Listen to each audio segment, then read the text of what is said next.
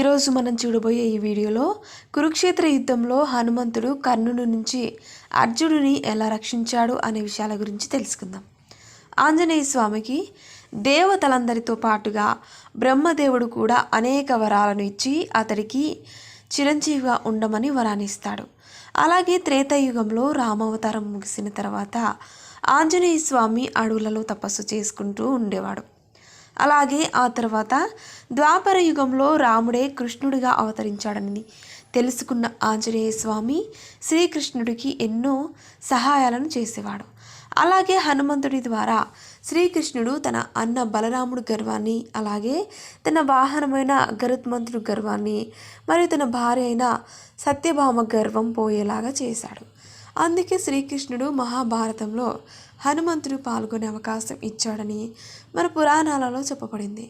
అలాగే మరొక కథ ప్రకారం భీముడికి కురుక్షేత్ర యుద్ధంలో సహాయం చేయడానికి హనుమంతుడు వస్తాను అంటే దానికి భీముడు ఒప్పుకోకపోవడంతో హనుమంతుడు అర్జునుడి ధ్వజం పైన నేను ఉంటానని భీముడికి మాట ఇచ్చాడు.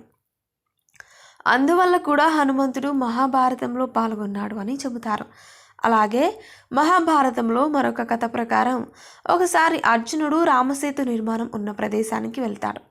అప్పుడు అర్జునుడు ఈ వంతెన నిర్మించడానికి రాముడు ఎందుకు కోతుల సహాయం తీసుకున్నాడని, అతడు గొప్ప ధనుర్ధాది కదా, తన బాణాలతోటి వంతెన నిర్మించవచ్చు కదా అని అంటాడు. అప్పుడు అక్కడ కోతి రూపంలో ఉన్న హనుమంతుడు కోతులు చాలా బలవంతులని, అందుకే శ్రీరాముడు వారి సహాయం తీసుకున్నారని అంటాడు. అప్పుడు అర్జునుడు హనుమంతుడితో నేను నా బాణాలతో చాలా బలమైన వంతెన నిర్మిస్తానని ఒక వంతెన నిర్మిస్తాడు. ఆ వంతెనపై హనుమంతుడు నిలబడగానే కూలిపోతుంది. అలా మరోసారి అర్జునుడు వంతెనను నిర్మిస్తాడు, అది కూడా కూలిపోతుంది.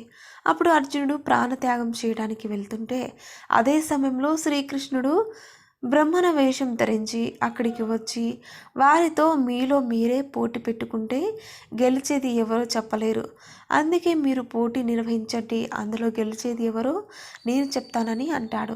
అప్పుడు అర్జునుడు తన బాణాలతో వంతెనను నిర్మిస్తాడు. కానీ కృష్ణుడు హనుమంతుడు నిలబడితే ఆ వంతెన కూలిపోకుండా తన మాయను ప్రదర్శిస్తాడు. అప్పుడు హనుమంతుడు ఆ వంతెనపై తన భారీ ఆకారంతో నిలబడి వంతెన కూలకుండా ఉంటుంది. అప్పుడు హనుమంతుడు బ్రాహ్మణ రూపంలో వచ్చింది శ్రీరాముడి మరొక అవతారమైన శ్రీకృష్ణుడని అర్థం చేసుకుంటాడు. అప్పుడు శ్రీకృష్ణుడు బ్రాహ్మణ వేషాన్ని విడిచి హనుమంతుడితో రాముడి అవతారంలో ఉన్నప్పుడు నాకు ఎలా సహాయం చేశావో అలాగే ఈ సమయంలో కూడా నువ్వు మాకు యుద్ధంలో సహాయం చేయమని అడుగుతాడు. అందుకే మహాభారత యుద్ధంలో అర్జునుడి రథం పైన ఉండే ధ్వజంలో హనుమంతుడు నివాసం ఉంటాడని మన పురాణాలలో చెప్పబడింది. అందుకే మహాభారత యుద్ధం జరిగేటప్పుడు హనుమంతుడు సూక్ష్మ రూపాన్ని ధరించి అర్జునుని రథం పైన ఉండేవాడు. అందుకే భీష్ముడు మరియు ద్రోణాచార్యుడు వేసే బాణాలు అర్జునుడికి తగలకుండా రథాన్ని అటు ఇటు మార్చేశాడు.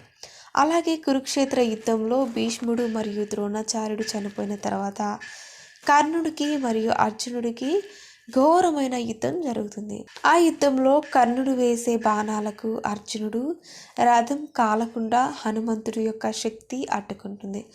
అలాగే ఒక సమయంలో కర్ణుడు వేసే బాణాలు శ్రీకృష్ణుడికి తగులుతాయి. దానితో కోపం వచ్చిన హనుమంతుడు అర్జునుడి రథంపై కిందికి వచ్చి కర్ణుడితో యుద్ధం చేయాలని అనుకుంటాడు. అలా హనుమంతుడిని చూసిన కర్ణుడు కౌరవ సైన్యం భయపడి పారిపోతారు. అప్పుడు శ్రీకృష్ణుడు హనుమంతుడికి నచ్చజెప్పి తిరిగి అతని ధ్వజం పైకి వెళ్ళేలాగా చేస్తాడు.